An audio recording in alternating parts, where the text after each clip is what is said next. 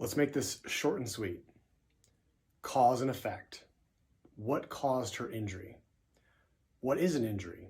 An injury is too much, too soon. And what's too much? It's loading. It's impact. It's when the foot hits the ground. If you jump off of a 10-foot ladder and land, that's impact. That's a lot of impact. You might hurt yourself.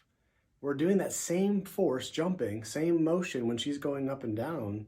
That same thing is happening on a much smaller magnitude.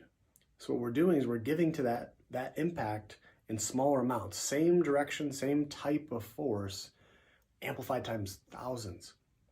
Every time she steps, every time she lands, it adds up. So it can add up to even more force than jumping off of a 10-foot ladder. So in the end of the day, it was too much too soon. She was jumping instead of gliding, and it was too much for her bones. Every part of our body has a breaking point. If the force or the stress exceeds its breaking point, it gets injured, it gets fractured. So what a stress fracture is not quite yet to that point where it's completely broken, but it's showing signs, the bone is showing signs of getting close to that fracture, to that breaking point. And with all that stress and the impact and not having the time away to recover, it led to a stress fracture in her foot. So don't get me wrong, you can have efficient, optimal mechanics and still get hurt and still have these injuries of too much too soon. But we can amplify it by bounding and going up and down.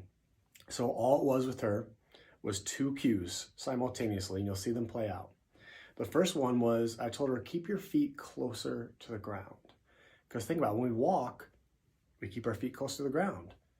When we jump, we have our feet go off of the ground. So that was the first cue. And you'll notice that it leveled her out some. Her feet weren't coming up as much, but it didn't do the whole trick. She was still bounding more than I wanted. So the next cue for her was, I want you to look at something eye level on the brick on the wall in front, something that's stationary, that's not moving. And I want you to keep it as still and as focused as possible.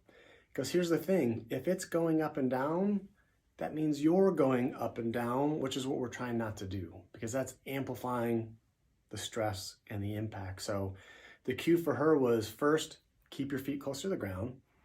Automated, made sense. Next piece, eye level, keep it stationary.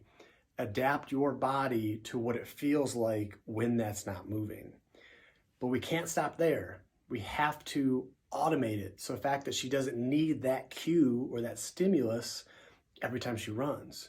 So now it becomes look, don't look, verify, glance up, look somewhere else, check. How does it feel? So we have to automate it.